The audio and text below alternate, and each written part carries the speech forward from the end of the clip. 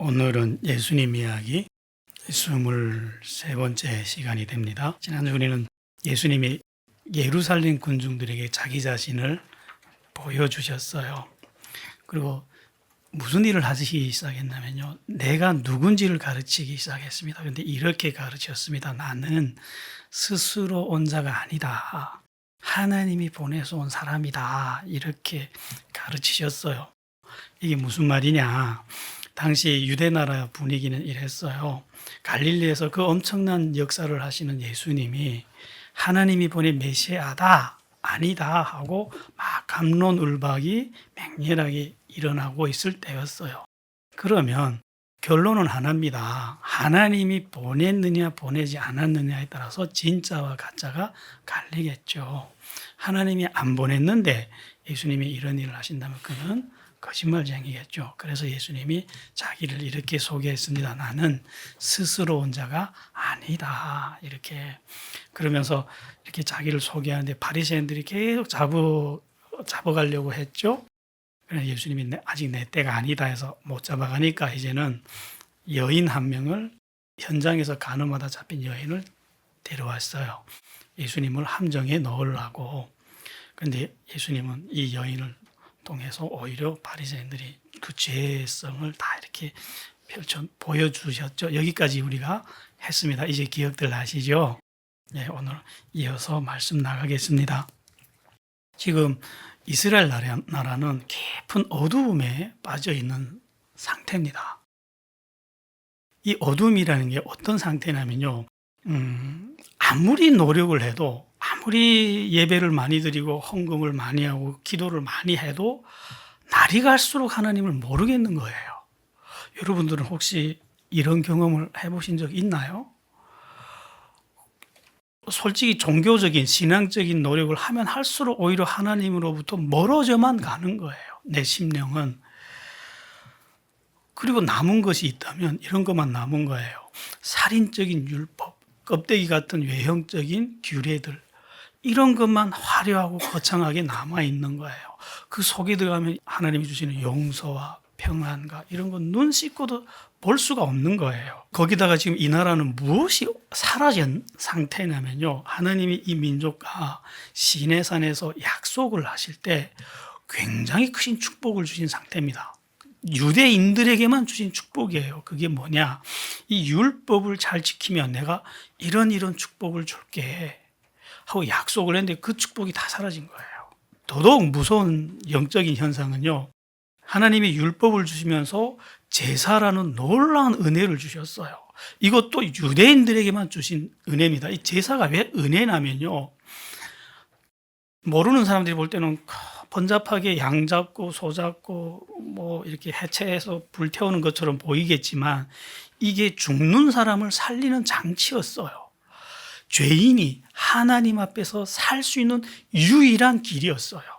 이 제사를 통해서 죄인들이 다 하나님 앞에서 용서함을 얻었고 다시 죽어야 될 자리에서 축복을 받는 자리로 가는 신령한 은혜였어요. 근데 이것도 지금 다 사라진 거예요. 그럼 당시 제사를 안 지냈냐? 아니요. 더더욱 거창하게 지냈어요. 근데 그게 왜 사라졌느냐? 지금 하나님은 이 민족을 멸망시키러 작정을 하신 상태예요. 그리고 아드님을 보낸 거예요. 마지막으로 내 아들의 말을 들으면 내 용서해 줄게. 그러나 말을 들을 사람들이 아니죠. 특히 예루살렘은 처음부터 하나님이 배제한 지역이에요. 그래서 예수님은 예루살렘이 죽으러 올라오셨지 예루살렘을 회복시키고 회개시키려고 오신 곳이 아니에요. 그래서 이들에게 지금 남은 것은 끔찍한 멸망밖에 남은 것이 없다는 거예요. 그런데 이건 예수님만 이것을 예고했느냐? 아니요. 세례 요한도 이것을 계속해서 예고했어요. 도끼가 나무 뿌리에 놓였다 지금. 그래서 회개하지 않으면 하나님이 불로 이 나라를 심판한다고 분명히 예언을 했어요. 그런데 이 민족은 세례 요한만은 하나님이 보낸 선지자로 인정을 했음에도 불구하고 그의 이 경고를 받았나요? 안 받았나요? 안 받는 거예요. 안 받는 거예요. 그러니까 결국 이 민족에게 이제 남은 거는 끔찍한 멸망밖에 없는데 아무도 이걸 모르는 거예요. 이들은 하나님에 대한 지식은 산처럼 가지고 있는 민족이었어요. 그들이 갖고 있는 신학서적은 산을 쌓아도 될 만큼 많았어요. 그러나 자기들이 하나님으로부터 얼마나 냉정하고 철저하게 버림받았다는 걸 아는 영적인 지도자도 없었고요, 백성들도 없었어요. 그래서 모든 지도자들은 이렇게 가르쳤습니다. 바리새인들과 서기관들은 하나님이 지금 우리와 함께하고 있다고. 그리고 백성들은 그 거창하고 화려한 예배를 드리면서 제사를 지내면서 마음속엔 공허와 허무만 가득 차고, 그러니까 계속 돌아서서는 또다시 죄악에 빠져 있고, 그러면서도 더 놀라운 것은 뭐냐면 자기들이 어둠에 빠졌다는 것조차 아무도 인식하지 못한다는 거예요. 아니, 사람이 안 보이면 안 보인다고 소리라도 질러야 될 거 아닙니까? 근데 어떤 사람이 안 보인다고 가만히 있죠? 하나도 안 보여. 깜깜한데도 가만히 있는 사람은 누구죠? 날 때부터 소경된 사람들은 그래요. 그러나 보던 사람이 갑자기 안 보이면 세상에 난리를 부르겠죠. 그런데 이 민족은 아무도 자기가 소경됐다는 것조차 모르고 있다는 거예요. 이 정도로 지금 세상이 깜깜해요. 그것이 예루살렘이었고 유다 지역이었어요. 그런 곳에 지금 예수님이 왔는데 예수님을 알아보지 못하는 거예요. 그래서 예수님이 이 민족에게 하신 말씀이 이런 말씀인 거예요. 오늘 본 말씀의 본문입니다. 내가 세상의 빛이다. 나를 따르는 자는 어둠에 다니지 않고 생명의 빛을 얻을 것이야. 나한테 오라는 거죠. 나한테 오면 생명의 빛을 너희들이 얻게 되고 내가 그걸 주겠다, 이 말씀이잖아요. 그러면 예수님이 여기서 나는 생명의 빛이다, 세상의 빛이다 했는데 이게 무슨 빛일까요? 이건 좀 정리하고 넘어갈게요. 그래야 뒤에 계속 이해가 될 수 있기 때문에, 인간이 누구든지 예수님을 믿고 따르게 되면 반드시 나타나는 영적 현상이 있어요. 그게 뭐냐면 나를 살리겠다고 독생자까지 내주시는 하나님의 사랑을 만나게 돼요.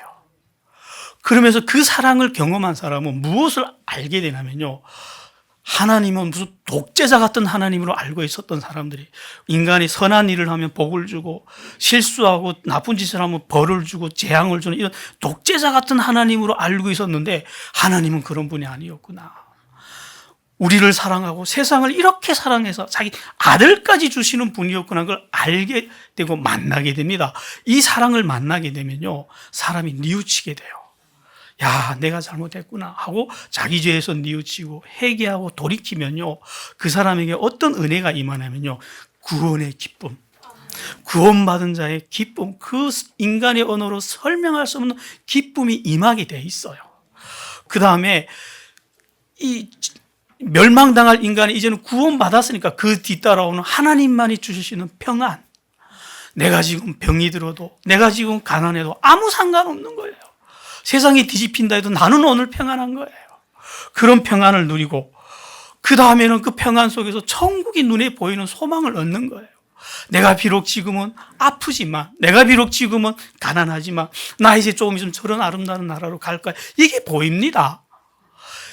이 모든 신비한 일들이 어떨 때 일어나냐면 예수님을 믿을 때, 예수님한테 우리가 가서 그에게 거할 때, 그러면 그분은 빛이에요, 아니에요? 그래서 이런 은혜를 받으면요, 사람은 본능적으로 내가 소경이었구나, 저 사람들이 왜 저러는지 소경들을 알아봐요. 저 사람들이 왜 저렇게 방황하는지, 왜 저렇게 죄악 속에서 빠져 있으면서 자기가 죄인이라는 것조차 모르지 알고 안타까워해요. 왜? 이제 눈을 떴으니까. 이런 분명한 빛, 이제 생명의 빛, 세상의 빛 맞죠? 세상에 어떤 지식을 배우면 이런 일이 일어납니까? 어떤 성인을 따라가서 깨달음을 얻으면 이런 영적인 일들이 일어날까요? 과연 이게 가능할까요? 지금 예수님은 이런 걸 주려고 하는 거예요. 혹시 못 만나신 분들, 이런 마음속에 이렇게 생각하시는 분들도 있을 거예요. 나 아직 저런 거 못 만났는데. 그러면요, 이렇게 하세요. 그냥 믿고 따라가세요. 아이처럼. 그럼 만나게 돼요. 여러분들은 아멘 했는데 이 유대인들은 쳐다만 보는 거예요. 쳐다보기만 하면서 오지를 않는 거예요. 그냥 쳐다보면서 이러고 있어요, 자기들끼리. 저 사람이 그리스도가 맞을까? 아닐까? 하나님은 베들레헴에서 온다 했는데 나사렛에서 온 거 보니까 아닐 거야. 저 사람이 저렇게 말하는 것은 또 옳을 거야, 이러고 앉아 있는 거예요. 그런데 바리새인들이 논리적 반박을 합니다. 내가 너를 위하여 증거하니 내 증거는 참되지 아니하이도다. 자, 나빴죠, 바리새인들이. 지금 바리새인들이 하는 말이 옳은가요? 틀린가요? 맞는 말이에요. 사람이 자기를 증거하려면 자기 말로 증거하면 안 돼요. 그건 고대식이나 지금도 동일한 법칙이에요. 제가 여러분들한테 나는 목사입니다, 우긴다 해서 목사예요? 제가 왜 목사죠? 대한예수교 장로단에서 저에게 목사라고 인정을 했고 그 증서를 줬기 때문에 저는 목사예요. 그거 없이 내가 첫날을 목사라고 우겨도 그건 목사 안 해요. 사람은 자기가 나는 누구다 증명하려면 내 입으로 하면 안 돼요. 타인이나 객관적인 권위 있는 기관이 증명을 해줘야 됩니다. 당시 율법도 그랬거든요. 사람이 자기를 증거하려면 최소한 두 사람의 증언이 필요했습니다. 바리새인들이 말이 맞나요? 틀리나요? 맞아요. 굉장히 합리적입니다. 인간의 지성으로 이렇게 접근하면 예수님이 안 보입니다. 그런데 이게 왜 말이 안 되냐면요, 예수님에게서는 이 논리가 말이 안 돼요. 왜냐? 빛은 자기를 스스로 증명할 수 있어요. 이게 무슨 말이냐? 어려운 말 아니에요, 여러분들. 제가 여러분들한테 굳이 이 방에 불이 켜졌다는 걸 말할 필요 있어요? 아니, 보면 알잖아요. 이게 불이 켜졌다는 걸 증명하라고 한다면 제가 무슨 수로 증명합니까? 못 보는 사람에게. 똑같은 거예요. 빛은 보고 느끼는 거지 증명할 필요가 있을까요? 예수는 내가 빛이라는데 아닌지 옳은지 알려면 와서 보면 되잖아요. 그거를 와서 보지는 않고 자꾸 증명하라면 어떻게 증명합니까? 그래서 예수님이 실제로 이렇게 말씀해요. 내가 나를 위하여 증거해도 내 증거는 참되다. 예수님 말씀 맞나요? 틀리나요? 맞는 거예요. 바리새인들이 말이 인간의 이성으로 생각하면 얼핏 들어보면 맞는 것 같은데 이는 예수님을 모르기 때문에 하는 말이었어요. 그러면 예수님이 빛이란 걸 우리만 알까요? 예수님 당시 사람들은 예수님이 빛이라는 걸 경험한 사람들이 없을까요? 예수님의 이야기를 이렇게 보다 보면요, 죄인이었던 여자가 옥합을 깨뜨리며 나옵니다. 발에 부으면서. 그건 몇 천만 원짜리예요. 그거 없으면 여자들이 시집을 못 가요.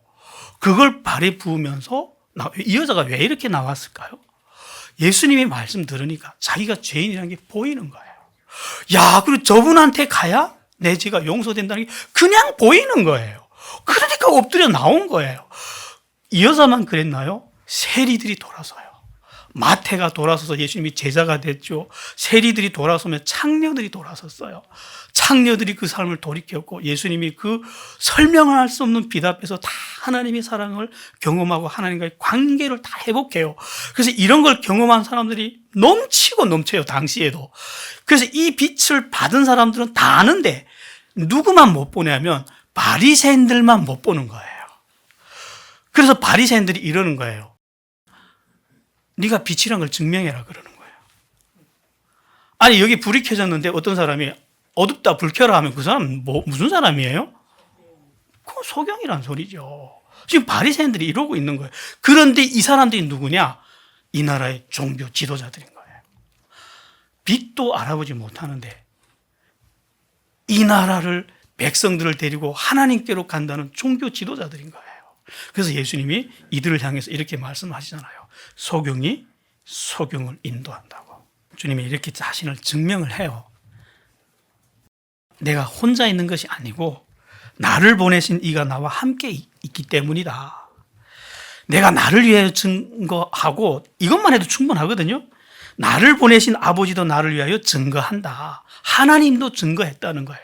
실제로 하나님이 예수님이 하시는 기도마다 다 응답하셨고 예수님이 하시는 일마다 다 기적으로 이루어 주셨잖아요. 그걸로 충분히 증명을 해 주셨잖아요. 그러니까 바리새인들이 또 이렇게 물어봐요. 예수님한테 내 아버지가 어디 있느냐? 그러니까 예수님이 이렇게 말씀합니다. 야, 하나님이 보낸 하나님의 아들도 지금 눈앞에서 못 보는데 하나님을 나타나면 니들이 하나님을 보겠냐? 말이 안 되잖아요. 예수님 말씀 그대로 읽으면 이래요. 너희가 나를 알지 못하는데 어떻게 내 아버지를 알 수 있겠느냐. 나를 알아야 내 아버지를 알 수 있다. 그러니까 너희는 보여줘도 모르니까 관심 꺼라 이 말이죠. 그러니까 바리새인들이 화가 나가지고 어떻게 하면 저거 잡아 죽일까 막 부들부들 떨어요. 바리새인들 치워놓고 예수님 이번 군중을 향해서 이렇게 말씀합니다. 나 갈 거야. 너희가 나를 찾다가 너희 죄 가운데 죽을 거야. 너희들은 나의 가는 그곳으로 오지 못할 거야. 무슨 말이냐? 여기서 말씀은 너희는 유대인들 보고 하는 말이에요. 거창한 예배를 드렸고요. 엄청난 헌금을 했고요. 엄청난 기도를 하던 사람들 보고 하신 말씀이에요. 놀랍지 않나요? 너희는 나 있는 곳으로 오지 못할 거야. 너희는 너희 죄 가운데 다 죽을 거야. 정신 차리세요, 여러분들. 예배 드린다고 구원받는 줄 아세요? 헌금한다고 구원받는 줄 아세요? 왜 유대인들이 이 말을 못 알아들어요? 아니, 이게 무슨 말이지? 하고 웅성웅성거리니까 예수님이 다시 해석해 줍니다. 너희는 아래에서 났고 나는 위에서 났어. 너희는 이 세상에 속하였고 나는 이 세상에 속하지 않았어. 이 때문에 너희는 너희 죄 가운데 죽을 거야. 너희가 만약 내가 그인 줄 믿지 아니하면 너희 죄 가운데 죽을 것이야. 우리 북한식으로 말을 할게요. 좀 이해가 쉽게. 너희와 나는 분리되어 있어. 왜? 너희는 땅에 있고 나는 하늘에 속한 사람이기 때문에 너희는 나와 분리되어 있기 때문에 너희는 생명과 빛과 지금 분리되어 있어. 그러기 때문에 너희는 죽어. 난 좀 이따 갈 거니까. 살고 싶니? 그럼 나 믿어. 이 말이에요. 지금 너희 이 방식으로 하나님께 나오면 다 죽는다는 거예요. 살고 싶니? 나를 믿어. 여러분, 예수님 믿어야 살아요. 종교적인 어떤 행위로도 하나님 앞에 우리가 용서받을 길이 없어요, 여러분들. 이거 좀 정신 차려요.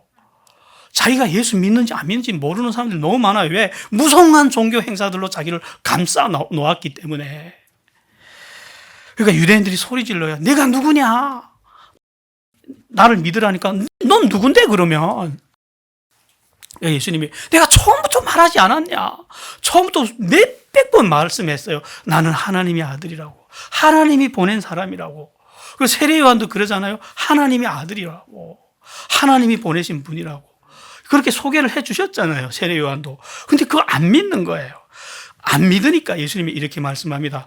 너희가 지금은 안 믿지만 너희가 인자를 든 후에는 내가 그인 줄 알 거야. 그리고 그때 가서야 내가 스스로 아무것도 하지 않고 오직 아버지께서 가르치신 대로만 말했다는 걸 그때 가서는 알게 될 거야. 그러니까 예수님이 이 십자가에서 달린 이후에야 너희가 나를 알아본다는 그 말씀이죠. 예수님 이 말씀하니까 성경은 놀랍게 이런 말씀이 기록이 됩니다. 이 말씀 때문에 많은 사람들이 예수님을 믿더라 하고 30절에서 기록이 돼요. 우리 같이 읽어볼까요? 8장 30절. 이 말씀을 하심에 많은 사람들이 믿더라. 예. 자, 이 사람들은 그러면 예수 믿는 사람들이죠. 믿더라 했잖아요. 자, 이 사람들은 이제 구원받죠. 그러면 제가 왜 이거 꼬집냐면요. 지적인 믿음은 얼마나 허접한 믿음인지 보여주려고 그래요. 지적인 동의가 얼마나 심각한 가짜 믿음인지. 이 사람들이 예수님 말씀을 이렇게 듣다 보니까 이때까지 막 혼란스러워했던 사람들이었잖아요. 그래서 듣다가 옳은 것 같아요, 이제는. 예수님 한마디 한마디 말씀 들으니까 이제는 믿자. 요즘에도 그렇게 믿는 사람들이 많아요. 지적으로 앞뒤 말 다 들으면 논리적으로 옳으니까 분위기 또 이렇게 그런 분위기에서 태어났으면 어쩔 수 없이 안 믿으면 안 되잖아요. 그러니까 믿어야지 믿어드려야죠 이런 식으로 믿는 사람들이 꽤 많거든요. 그러니까 이런 식으로 믿는 사람을 향해서 예수님이 그 다음 구절에 이렇게 말씀합니다.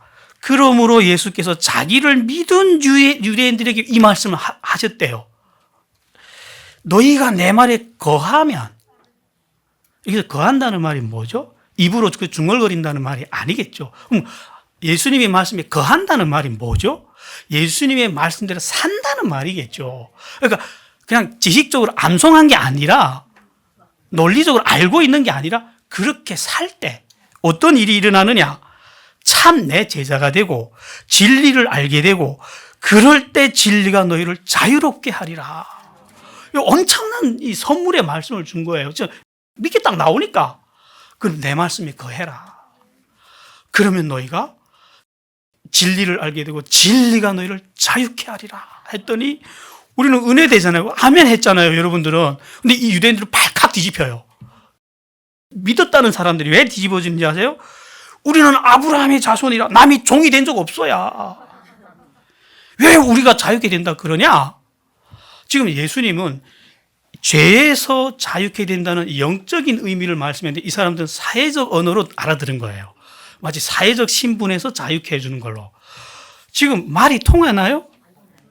예수님은 지금 하늘의 언어로 하나님의 말씀으로 말하고 이 사람은 땅의 언어로 듣는 거예요. 말씀이 전혀 안 통하죠. 그래서 예수님이 할 수 없이 해석해 줘요. 어떻게 해석해 주냐면 진실로 진실로 너에게 이르노니 죄를 범하는 자마다 죄의 종이다. 무슨 말이냐? 너희들이 죄의 종 아니냐?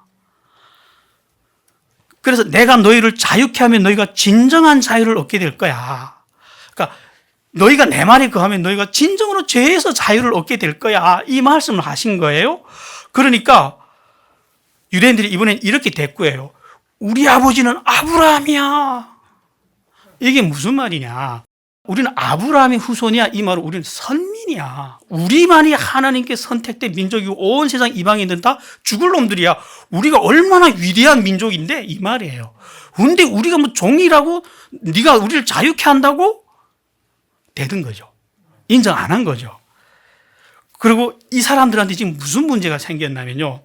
아까 예수님 말씀 들어보니까 믿을만 하거든요. 그래, 믿으려고 한 발짝 한 발짝 나왔더니 이제는 예수님을 믿으려면 자기들이 죄인이라는 걸 인정해야 되는 위치에 와버린 거예요. 그러니까 그게 발끈해서 다 돌아서 버린 거예요. 자, 이게 믿음이에요? 이게 지적인 동의입니다. 지적인 동의라는 건요, 자기가 지식적으로 감정적으로 공감되는 영역에서만 믿음처럼 보일 뿐이지 그 영역만 바로 벗어나면 바로 돌아서 버리는 게 지적인 동의예요. 그건 우리를 구원의 자리까지 인도할 수 있을까요? 진짜 믿음은 하나님이 은혜로 주신 믿음이에요. 그건 인간의 언어로 뭐라고 설명할 수 없어요. 그냥 받은 사람들만 알아요. 설명할 수 없는 어떤 힘이 뚝이 들어와가지고 그냥 믿어지는 거예요. 그냥 끌리는 거예요, 그냥. 자, 유대인들은 자기들이 죄인이라는 걸 죽어도 인정 안 합니다. 그때나 지금이나. 그러나 이건 대진리거든요. 윤리도덕적으로 정말 고상하게 사는 사람들일수록 자기가 죄인이라는 걸 정말 인정하기 어려워합니다. 그런데 인간은 죄를 지어서 죄인이 되는 게 아니고 날 때부터 죄인으로 태어나기 때문에 죄의 본성을 가지고 태어나기 때문에 죄인일 수밖에 없어요. 그래서 이 죄 때문에 마귀에게 우리는 종노릇하게 돼 있어요. 그래서 이것이 수천 년 인간의 역사를 관통하는 대진리입니다. 예수님은 이 문제를 해결하려고 오셨거든요. 우리를 가난에서 구원해 주시려고, 우리 사업에서 성공하게 해주려고 오신 분이 아니에요, 여러분. 죄에서 구원해 주려고 오신 분입니다. 그런데 유대인들이 지금 이거를 자신들이 죄인이라는 걸 인정 안 하니까 자기들은 아브라함의 후손이라고 자기들이 죄인이 아니라고 팍팍 우기니까 예수님이 물어봐요. 너희가 아브라함의 자손이라고? 야, 정말 그렇다면 너희가 아브라함의 자손이라면 아브라함처럼 행동해야 되는 거 아니야? 지금 내가 아버지한테서 가져온 진리를 전하는데 너희는 왜 나를 죽이려고 하느냐? 아브라함은 이렇게 행동 안 했어. 이게 무슨 말이냐면요, 예수님이 이 사람들한테 질문한 거예요. 너희들이 아브라함의 후손이 맞니? 이렇게 질문을 했어요. 그냥 평범한 질문 같아 보이죠?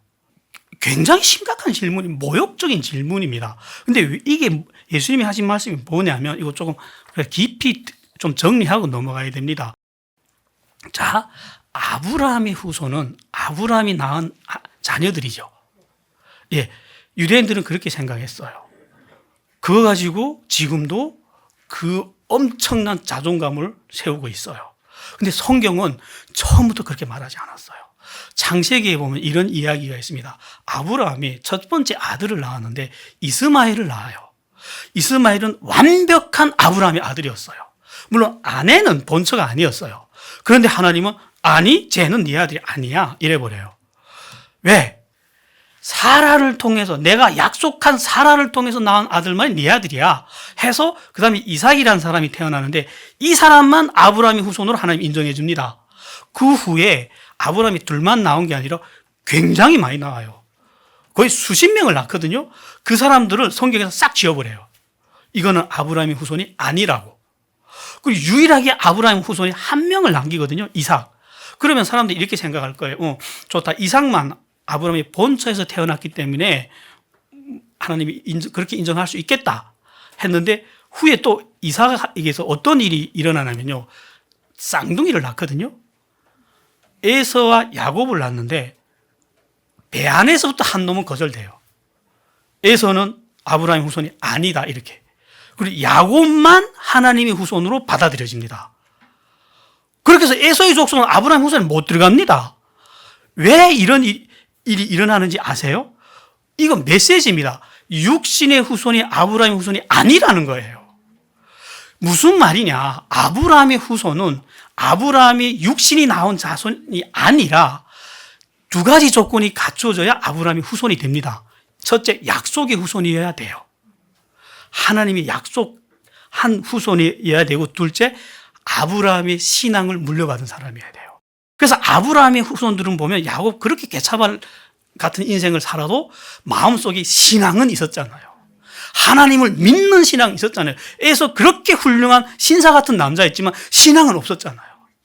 이것 때문에 아브라함의 후손이 결정된 거예요. 그래서 이런 새로운 시각으로 이 유대인들을 보면, 유대인들은 아브라함의 후손일까요? 여기니까 담대하게 그렇게 말을 하는데 이스라엘 가서 말할 수 있어요 그렇게? 그럼 돌아오면 못 오겠죠. 이거 여러분들 너무 쉽게 인정하는데 3,000년이 지나도 인정 못합니다. 그 똑똑한 유대인들이 성경을 지금도 읽는데 그걸 인정 못해요. 그래서 세례 요한을 통해서 이렇게 말씀하잖아요. 너희가 아브라함의 후손이라고 생각하니? 야, 그거 하나님 돌 가지고도 만든다. 그거 가지고 하나님 나라에 들어갈 생각하지 마라. 그건 아무것도 아니야. 그럼 아브라함의 후손은 누구죠? 다 죽고 없네요. 우리가 아브라함의 후손이에요, 여러분. 왜? 우리가 약속의 후손이잖아요. 그를 영접하는 자, 그에게 하나님이 자녀가 되는 권세를, 이 약속에 의해서 우리는 그분의 자녀가 되고 아브라함의 믿음과 신앙을 우리가 물려받았잖아요. 그래서 아브라함 우리가 믿음의 조상이 되는 거예요. 자, 지금 예수님이 유대인들하고 막 이런 논쟁을 하고 있어요. 자, 이 논쟁이 유대인들하고 통할까요? 근데 논쟁이 통하지 않는 논쟁을 왜 예수님은 계속 하실까요? 우리 들으라고. 좋네요. 다 우리 때문에. 지금 예수님은 예루살렘에 논쟁하러 올라오신 게 아니고 죽으러 올라오신 거예요. 좀 있으면 죽습니다. 근데 죽는데 두 가지는 해놓고 죽어야 돼요. 뭐냐면 그냥 죽으면 그냥 갈릴리에서 좀 유명한 사람이 이게 올라 죽었네 이렇게 돼요. 내가 누군지는 밝혀야 돼요. 너희가 누구를 죽였는지는 알려주고 죽는 거예요. 너희가 하나님의 아들을 죽였다는 걸 알려주는 거예요. 안 믿는다는 걸 알면서도 계속해서 자기가 누구라는 걸 지금 드러내 주시는 거예요. 동시에 나를 죽인 너희가 이 유대인들이 누구라는 걸 또 드러내야 되는 거예요. 이걸 드러내지 않으면 세상의 모순이 하나님이 백성한테 잡혀 죽은 거예요. 이 말 돼요? 그래서 예수님을 죽인 이 사람들이 누구라는 걸 예수님이 하나씩 밝혀내기 시작한다는 거예요. 그거를 우리가 지금 보고 있다는 거예요. 그냥 논쟁이 아니죠, 이게. 자, 이 논쟁을 통해서 우리가 무슨 눈이 떠지는지를 봅시다. 예수님 빛이라고 했는데. 그래서 예수님이 나를 죽이려고 하는 너희는 아브라함의 후손이 아니야. 너희는 하나님의 백성들이 아니야. 이렇게 말씀해 버렸어요. 예수님 설교예요. 이야, 이거는 뭐 침뱉은 정도가 아니고 따귀를 때린 정도예요. 유대인들이 가만히 있을까요? 그러니까 유대인들이 우악 들고 일어나서 우리가 음란한 데서 낳지 않았고 아버지는 한 분뿐이에요. 하나님이야. 또 이렇게 나오는 거예요. 자기들이 아버지가 하나님이래요. 그러니까 이번에 예수님이 놀랍니다. 야, 근데 왜 니들이 나를 못 알아보냐고. 내가 하나님한테서 왔는데. 말씀 그대로 읽을게요. 너희 아버지가 하나님이라고 그것이 사실이라면 너희가 나를 사랑했을 거다. 나는 하나님께서 왔고 하나님께서 나를 보내신 것이다. 이 말이 안 되는 거예요. 그러면서 너희는 아브라함의 후손도 아니고 하나님의 후손도 아니라면 그럼 도대체 누구냐는 거예요, 이들은. 그래서 예수님이 이렇게 말씀합니다. 너희의 아비는 마귀다. 저는 이렇게 설교 못해요. 참 예수님 왜 뒤에 십자가가 있으니까 다 말씀하는 거죠. 근데 너희 아비는 마귀다 이 말을 지금 누구 보고 하냐면 아까 예수를 믿는다고 했던 사람들 보고 하는 말씀이에요. 믿는 사람 맞아요? 이런 믿음은 믿음 아니에요. 그래서 이렇게 말씀합니다. 너희는 마귀에게서 났기에 아비의 욕심을 너희도 행하고자 하느니라. 너희의 아비는 처음부터 살인자였다. 너희의 아비는 처음부터 진리가 그 속에 없었기에 진리에 서지 못하였고 그러기에 저는 거짓의 아비가 되었다. 지금 예수님이 누가 자기를 죽이는지 밝혀낸 거예요. 너희가 이제 나를 죽이는데 너희는 누구라고요? 마귀의 자녀들이다. 유대인들이 그럼 왜 마귀의 자녀들이죠? 예수님이 그걸 증명을 해냈어요. 어떻게 증명했냐면 이게 그 말씀이에요. 내가 진리를 말하지만 너희는 믿지 않는다. 왜냐 하나님께 속한 자는 하나님의 말씀을 듣는다. 그러니까 너희가 듣지 않는 이유는 하나님께 속하지 않았기 때문이다. 너희는 마귀에게 속하였기 때문이다. 유대인들이 폭발할 만하죠. 그러니까 유대인들이 막 너는 사마리아 사람이다. 너는 귀신 들린 자이다. 막 아수라장이 됩니다. 이렇게 아수라장인데다 대고 예수님이 또 자기 하고 싶은 말은 다 합니다. 또 이렇게 말씀합니다. 진실로 진실로 너희에게 이르노니 사람이 내 말을 지키면 죽음을 영원히 보지 않을 거야. 무슨 말이냐면 살고 싶으면 날 믿어. 그러니까 유대인들이 막 야유하고 비난하는데 야 아브라함도 죽었고 선지자들도 다 죽었는데 네 말을 사람이 네 말을 지키면 안 죽는다고? 영원히 안 죽는다고? 그게 말이 되느냐? 그래서 너는 귀신 들린 자 맞지 않느냐고. 그리고 또 이렇게 물어봐요. 너는 아브라함도 죽었는데 이미 죽은 우리 조상 아브라함보다 크냐? 이렇게 된 거예요. 선지자들도 죽었는데 너는 너를 누구라 하느냐? 막 이렇게 되더니까 완전히 설교가 아니고 말싸움장이 돼버렸죠. 그러니까 이 성난 군중을 향해서 예수님이 이렇게 말씀하십니다. 너희 조상 아브라함은 나이 때 볼 것을 즐거워하다가 보고 기뻐했느냐. 무슨 말이냐? 야 아브라함이 나를 보고 얼마나 즐거워 기뻐했는지 아니? 이렇게 말씀한 거예요. 그러니까 우리는 알아듣죠. 그러니까 유대인들이 어처구니 없어서 아니 네가 50도 안 된 게 아브라함을 봤냐? 이렇게 된 거예요. 그러니까 예수님이 거기다 대고 또 대답을 해요.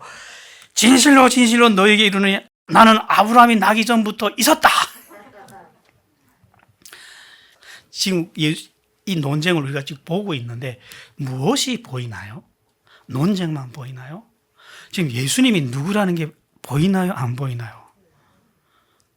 예수님은 아브라함도 예수님을 보고 그렇게 즐거워했고 아브라함이 낳기 전에도 있었던 분이라면 이분은 지금 누구죠? 하나님이라는 게 보이죠. 그러면 동시에 또 유대인들은 보여요? 안 보입니까? 안 보여요? 유대인들이 얼마나 소경들인지 이제 지금 영원하신 분하고 하루밖에 못 보는 유대인들하고 논쟁이 붙은 거예요. 그러니까 야, 나 아브라함 봤어. 네가 50도 안 된 게 아브라함 봤어. 막 논쟁이 이 논쟁 속에서 무엇이 드러났냐면 예수님을 죽인 무리들이 얼마나 악한 마귀의 자손들인지를 예수님이 하나씩 다 발가벗겨 버린 거예요. 만약 예수님이 그걸 발가벗겨 버리지 않는다면 그리고 그냥 십자가에 달린다면 어떤 일이 일어나냐면 이들은 거룩하고 경건한 무리들이 되어버릴 거예요.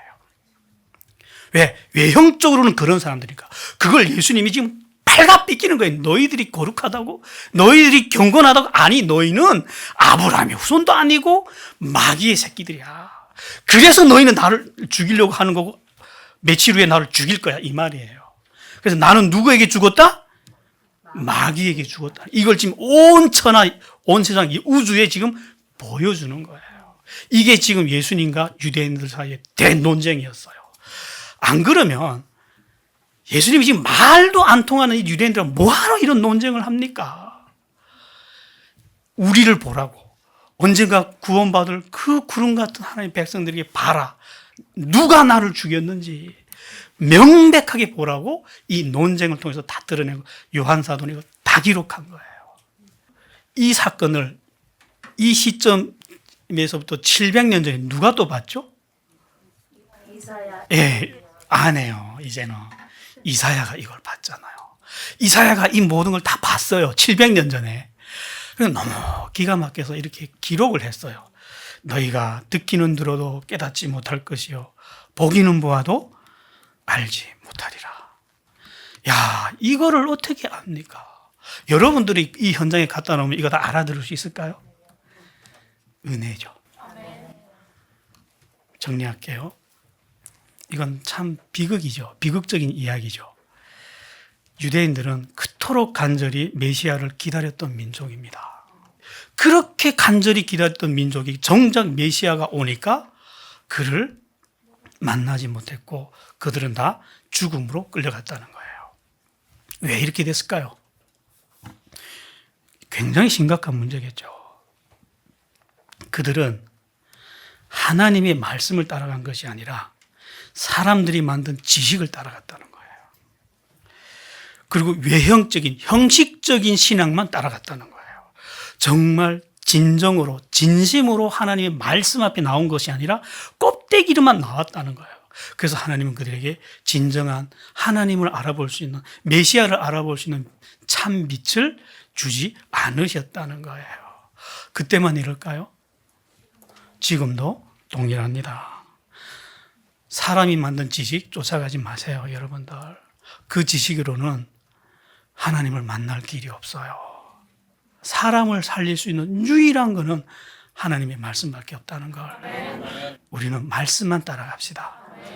껍데기로 말고 마음으로 기도합시다. 하나님, 감사합니다. 우리는 하나님 마음으로 예수님의 말씀을 듣습니다. 그리고 그렇게 살겠습니다. 하나님, 이 말씀에 우리에게 주는 참된 자유함을 허락하여 주시옵소서. 예수님 이름으로 기도했습니다.